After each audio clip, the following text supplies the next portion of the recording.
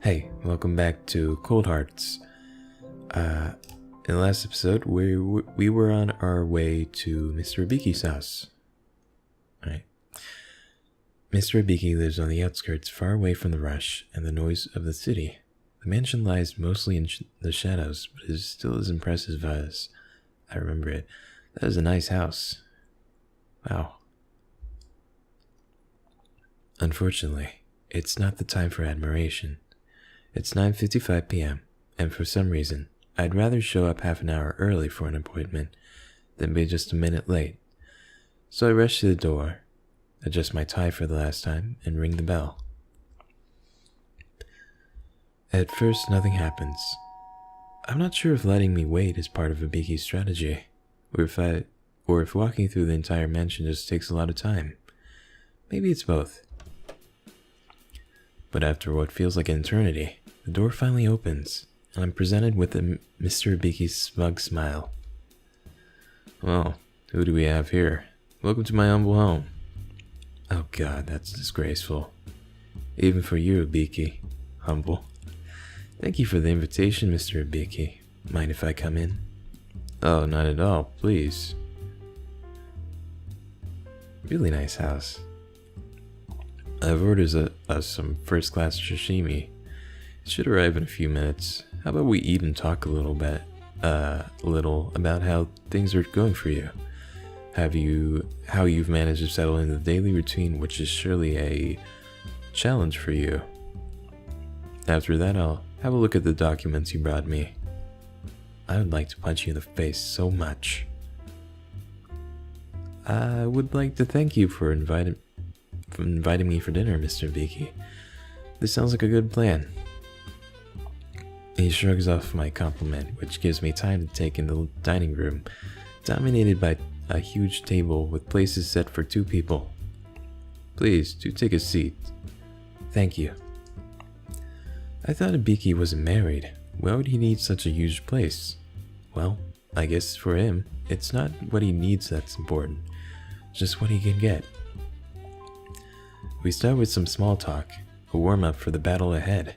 Before we even remotely done talking about how inappropriate the weather seems to be for this season, the doorbell rings again. Oh, it seems like our dinner's arrived. I'll bring it over. If you'd please, head over to the kitchen and get us a bottle of wine, would you? I took it out of the cellar this morning and put it in the refrigerator. By the time we get to it, it should be the perfect temperature. He waves over to a door which I assume leads to the kitchen. I nod and head towards it while Ibiki leaves the room. From what I've seen so far, I shouldn't be surprised, but I am. Everything in this place is massive, and it looks as if he could prepare food for a whole army here. Everything is very modern, especially the appliances, and I'm pretty sure he got nothing from my store. Oh man, that fridge. We've never sold something as advanced as this, totally out of range for our usual customer base. Look at that thing, glossy black, tall, and some LED lights grace the front below the door. Probably useless, but hey, style over substance. There's LED lights everywhere. Please, now, keep calm. I wasn't even sure who I was addressing, me or the fridge. I reach for the handle and pull the door open, revealing a whole lot of almost nothing at all. 3 bottles of wine, some Instafood, which I wouldn't have expected, and a lonely slice of pumpkin pie. I randomly pick one of the bottles as I seriously don't know much about wine. Pretty sure that Mr. Ibiki will draw his own conclusions from that, but come on, it's not like you have to have a wine expert to run a store, right? As I reach at the door to close it, the lid of the freezer compartment suddenly springs open. Startled, I step back and watch in shock as the whole area around the fridge is quickly swallowed by a mist caused by temperature difference. What a powerful freezer. Oh, I gotta do something before I get in trouble. And we wouldn't want that now, would we? I almost dropped the bottle of wine. hearing this voice. Oh no, it's the fridge. Oh no, please, not again. As the blood quickly escapes my face, a figure emerges through the mist. Still just being a silhouette, I can clearly see the proportions. Whoa, who are you? It's a woman, with wasp-like hips and legs that seem to reach all the way up to heavens. As she emerges from the mist, her appearance hits me like a blow to the heart. Smoky eyes and cherry red lips framed my flowing hair. An elegant and pompous dress which shrouds yet still emphasize every little detail of a perfectly proportioned statue. Not breaking eye contact for a split second, she nearly floats towards me, almost casually hitting the lid of the freezer with a graceful swing of her hips, putting an end to the continuous flow of mist threatening to engulf the whole kitchen. So, you are Misato's little partner, Interesting. Very interesting. I love her look. She has that goth look. Her cold eyes seem to scan me thoroughly, sending shivers down my spine. The way she dresses Mr. Ibiki, and the way she's dressed, she's clearly no maid. Could she be Ibiki's wife? May he be married after all? Or maybe his girlfriend? Don't just stand there. Do something. Yes, I am, sorry. Mr. Ibiki didn't mention... Oh, of course he didn't mention me. How could he? That's alright. I'm Ume. It's a pleasure to meet you. How could he? What a curious thing to say. Why would anyone not carry a woman like this around like a trophy? She's stunning. She's still coming closer. Oh my. Not the most talkative type, are you? But a good selection of wine I see. Be careful though. It may go straight to your head. I'm sure you don't want things going out of control. Or do you? I'm electrified, unable to move. I notice that while she's running her fingers over the label of the bottle, I'm desperately holding on onto a lifeline. I feel absolutely nothing at her touch. It seems... Wait.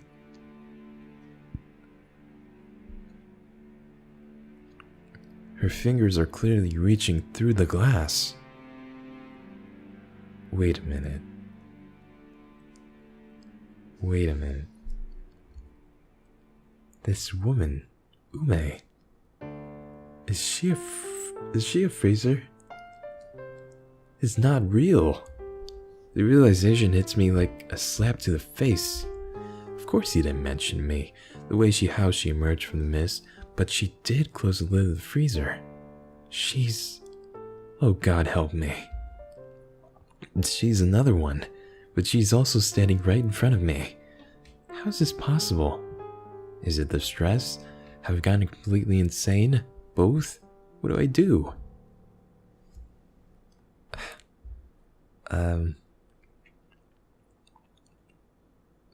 Be courageous?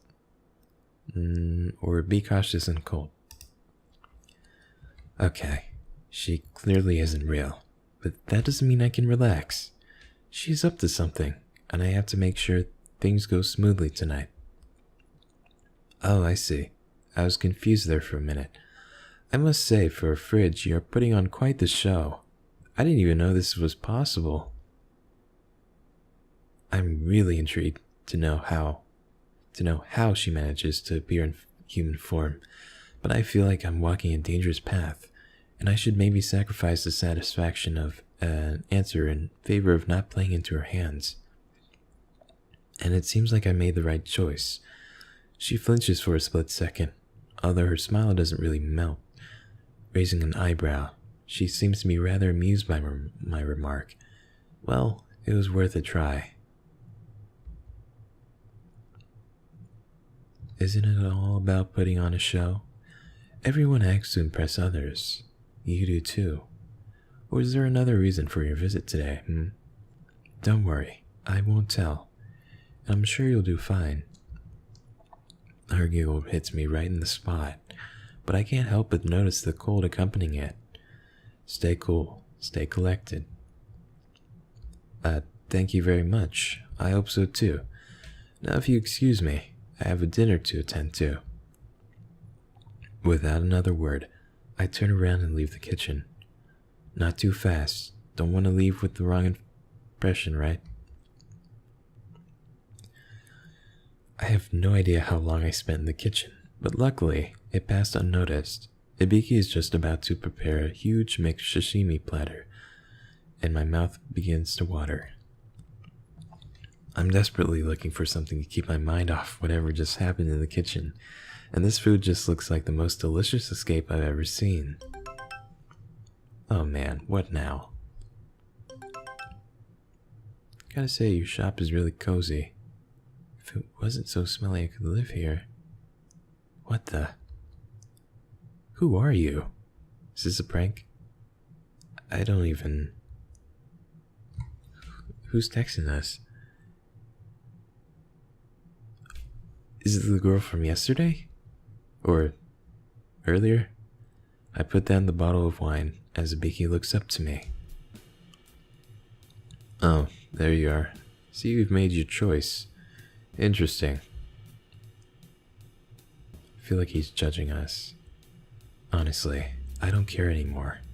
All I want is to eat and get this evening over with. But it's not going to be easy. It's not going to be so easy now, is it? As we proceed to eat, Ibiki immediately begins to interrogate me. So, how are things looking over at the store?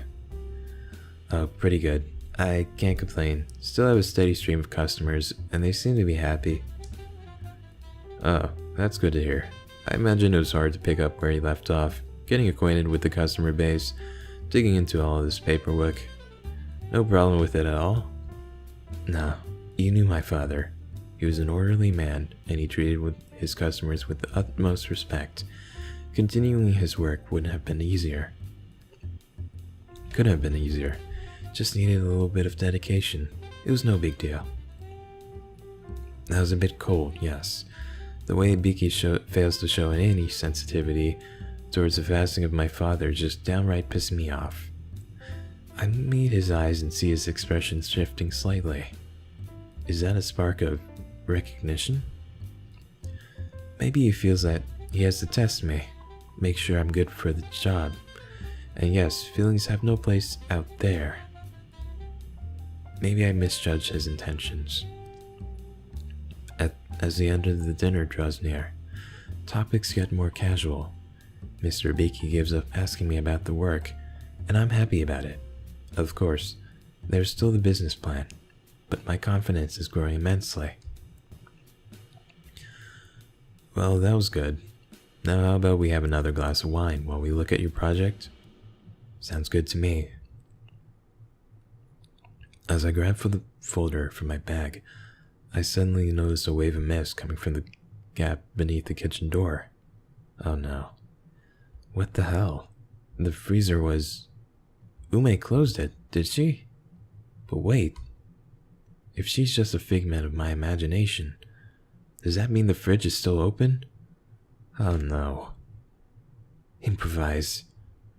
In panic, I look further through my bag and suddenly pat my pockets. Oh dear, it seems that I've lost my phone. Oh really? That's a shame. If you've lost it on the way here, then... No, I'm pretty sure I had it before I went to get the wine. It must be in the kitchen. Oh, in that case, would you mind if I quickly go get it? I got it for my father, and it's pretty important to me. And I'm sure you understand, and please don't wait to start looking over my plan. I'm sure you'll find it, satisfying. Very well then. And so I rush to the kitchen, making sure Ibiki doesn't notice the mist as I pass through the door. As I enter, I expect the godlike figure that is Ume standing in the middle of the room, piercing me with her cold eyes, but instead the kitchen is empty. Even the mist is slowly dissipating as the fridge seems firmly closed. That's weird. I step closer to make sure there's nothing wrong with it. I run my finger along the seam, sealing the gap between the door and the case of the fridge, trying to convince myself that it's not damaged. Suddenly, I hear moaning and immediately stop. I look up and see Ume sitting on top of the fridge, on top of herself. God, that's so weird. Running her fingers through her hair, biting her lip in pure ecstasy, I immediately retract my hand upon realizing what I've just done. Oh no. Ooh, I have to say, you know how to use your fingers. Oh my god. I'm blushing. Oh dear. I hope it's not all too visible. Time to act. Be swift. Stay cool. Stay cool. Be a gentleman. You had me worried there for a minute, Miss Ume. When I saw the vapors, I thought something wasn't right with you. That's why I came to check, and I didn't... Oh, you don't say. Well, right now I'm not sure myself if I'm alright or not. Maybe you should investigate a bit further. Her voice chimes in my ears as she turns around, letting one of her legs dangle from her throne for me to investigate. Her skin looks like silk, so smooth, and I stumble back. My head spins. I reach out behind me and grab the kitchen table before I completely lose my balance. Breathing heavily, I look up and see her smile down at me, like a cat observing a mouse bleed out on the floor.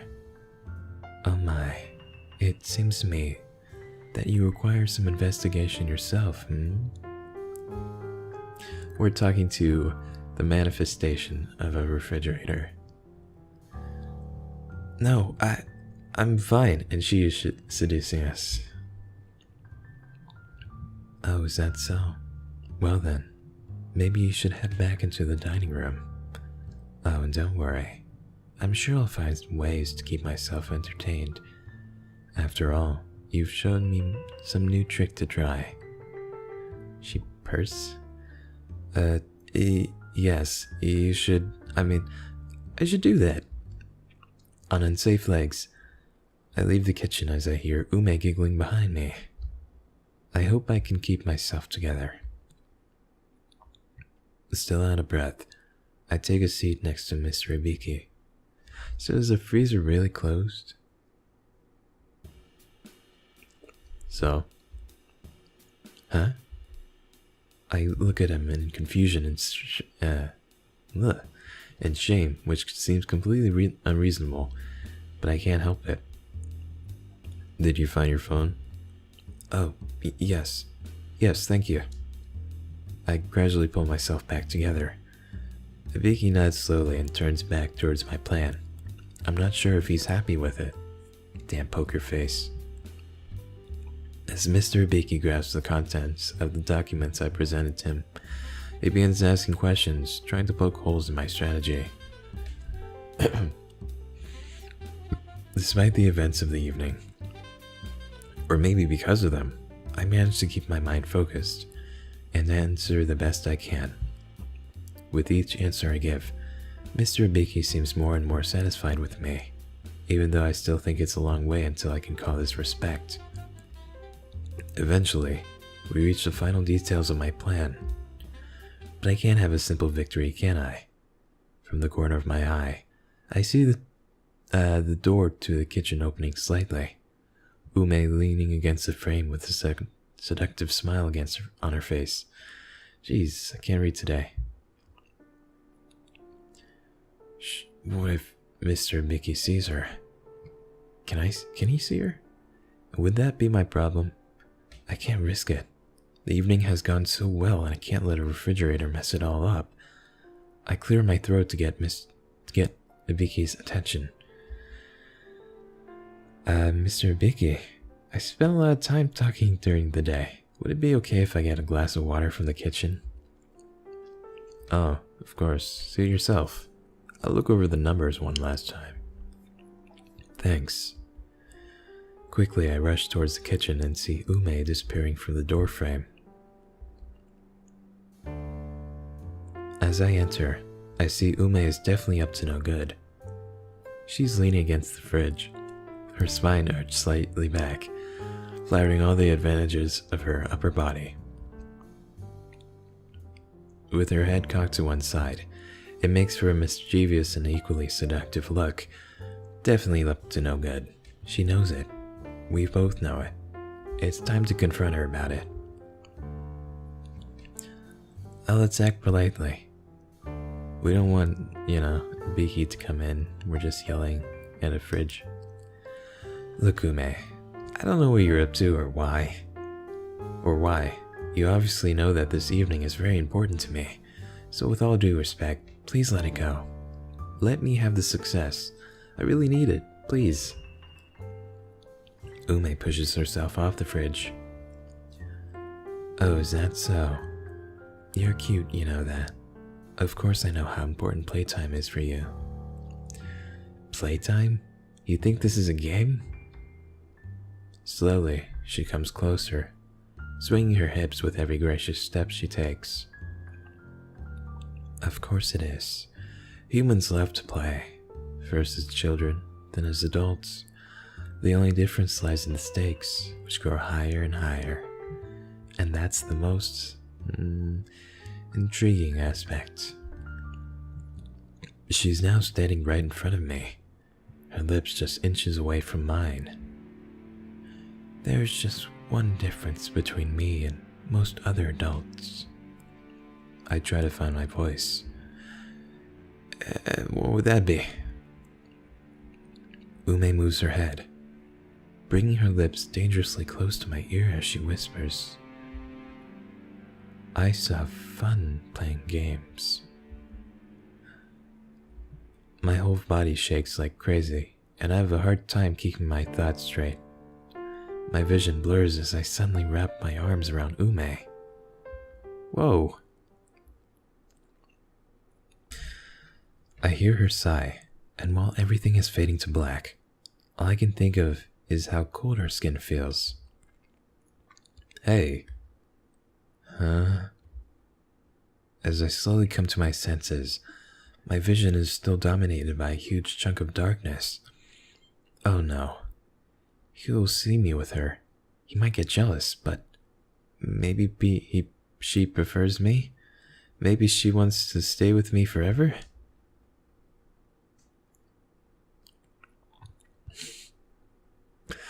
I open my eyes wide and look around, only to realize that I'm gently hugging a fridge with my lips pressed to its doors. Oh God, what happened? Hey, what's going on? Are you alright? Look at his eyes. Yeah, I would like to know that myself. Oh dear. I'm sorry. I must have passed out. Good. Well, I'd like to attribute this to my improvisation skills. It's not as far away from the truth.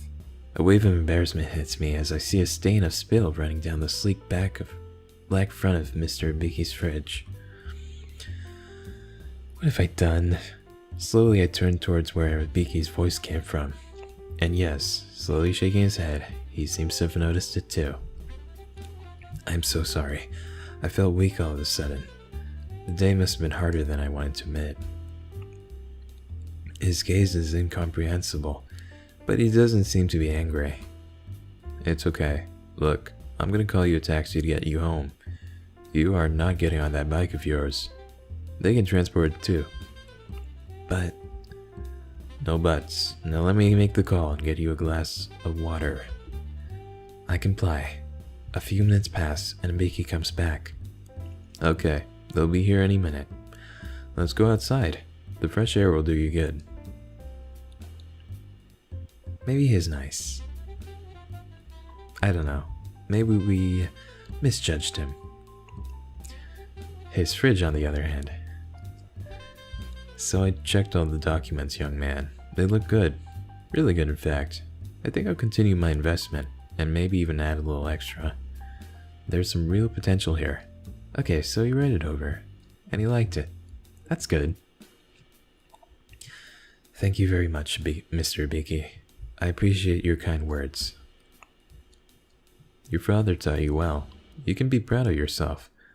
I'm sure you have another hard day tomorrow, but I'd recommend you take it off and maybe go see a doctor. Trust me, you can't be productive if you're not healthy. I think it's best to see a doctor. As the taxi stops in front of the house, Ibiki steps to the driver and hands him some money. Oh man, he's paying for us. Another wave of shame hits me. He wishes me a good evening, and we depart into the night. I should be happy that, despite what happened, everything went well, but I can't shake the feeling of defeat. Well, it's not all about winning, I guess. That dream, I heard a voice coming out of my fridge. I opened it and found a talking cake inside. It was begging me to eat it and moaned in bliss when I finally did. That's scary. I should probably call a specialist. I woke up feeling uneasy. Everything that's happened in the past 3 days is slowly leading me to the conclusion that I'm not fully okay. Or worse, if I'm okay, the world is not. As a kid, I always dreamt about having superpowers, but talking to house appliances was absolutely not on the list.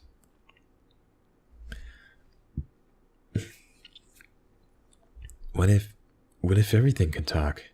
I can bet I've seen a cartoon or movie about it before. Maybe every little spoon or needle in my house has its own soul, character, identity. How many innocent creatures have I heard in my entire life by walking over used cigarettes and bottle caps? What about the pavement? I think it's time to face my fears once again. I'm in desperate need of chocolate anyway. I get up lazily and proceed towards the kitchen. Unwillingly, my loud yawns smoothly transform into Ohayo, like my vocal cords couldn't wait to greet every possible talking item in this house. I smile to myself, hearing no reply. Good morning. My legs decide to freeze all of a sudden, and I barely catch my balance and stay on my feet. I wish it was my fridge's voice. It's not. Pardon my sudden interruption of your daily schedule. It's time to talk. My eyes shift slowly towards the living room and regain focus. Whoa. Who's that? Damn, you're fine. There's a man sitting on my couch. Some part of me wants to scream and call the police, but the majority of my brain either thinks he's not a threat or that he's not real. He doesn't look real, that's for sure. His white curly hair has a strange luminescent color, similar to his eyes. He seems very pale and skinny, almost sickly, but there's weird power resonating from his sight alone. I can't clearly state if he's physical. It feels like I'm watching a ghost who has suddenly materialized in my room. Maybe he's an appliance. Talk about what? I want to ask him so many questions, but I can't. My voice barely gets out of my throat. Tell me, have you experienced any weird things lately? Tell the truth, I guess. I mean, maybe he knows what's up. His question surprises me for a second, but I realize there's no point in lying now. Yes, items around me talk, turn into humans and back. I hear voices. The man smiles gently and nods his head. I'm really glad you're not trying to refuse their existence. A small step, but it's good. But it's a good start. In all honesty, I didn't expect that from you. I'm more puzzled than I ever was, and considering the past 2 days, that's a record. What did you expect from me? Something like your father would do. Analyze, find a resolution, go back to your daily tasks like nothing ever happened. He smiles wider, looking into the distance. Was he remembering something? Our father could talk to appliances? That's crazy. Thinking about it, maybe that's why you can hear them. Maybe this huge mystery can be solved so easily. Wait, what? What mystery? Fridge hearing superpowers? It's not genes. Oh, wait, what? The first rule is, I cannot give you every answer you want. Not that I am in possession of every single answer, if that changes anything. I wish I could help you more than this, but unless you are on the right track, my hands are tied. Wait, the first rule of what? Suddenly, I hear a loud buzzing coming from the kitchen, slowly dissolving into a sweet female voice. Hello, master? Who are you talking to? The man smiles gently. The second rule is, they can't hear me, nor see me. It doesn't work both ways, though. I can see them, see right through them, to their very roots. I know where they come from. I know where they reside. I could potentially do much more than that. But I am not allowed to interact with them, nor am I allowed to assist you in that interaction. He pauses to wait for a reaction from me, but I'm still frozen shut. I'm Jack's broken freezer. The third rule is, I am to advise the one of power, one who cannot be pushed onto a certain path or brought around to my point of view. I cannot be subjective. I can only ask, sometimes answer, and in case our paths, your path, leads you to failure or death. I'm trembling. He sounds so serious. Too serious. I am supposed to leave, forever. Are these rules clear? Nothing is clear, my mind included. I'm not even sure where to start. My head is buzzing with questions, but he said he can't give me answers, right? How's it supposed to work? So, this is not just about talking to attractive refrigerators? The man laughs a little, but continues looking at me mysteriously. There are more things in heaven and earth than are dreamt of, and talking fridges are just one of them. Interesting. Okay. So that is the demo for Cold Hearts. I really like that. I think that it's an interesting narrative. Definitely a cool story. Pretty sure I'd be open to a refrigerator dating sim. I mean, I've dated pigeons before, but nothing like this. Yeah, I'm really excited for this to release, and definitely looking forward to play it. So anyway, thanks for watching my video. I hope you enjoyed it, and I'll see you next time. Bye.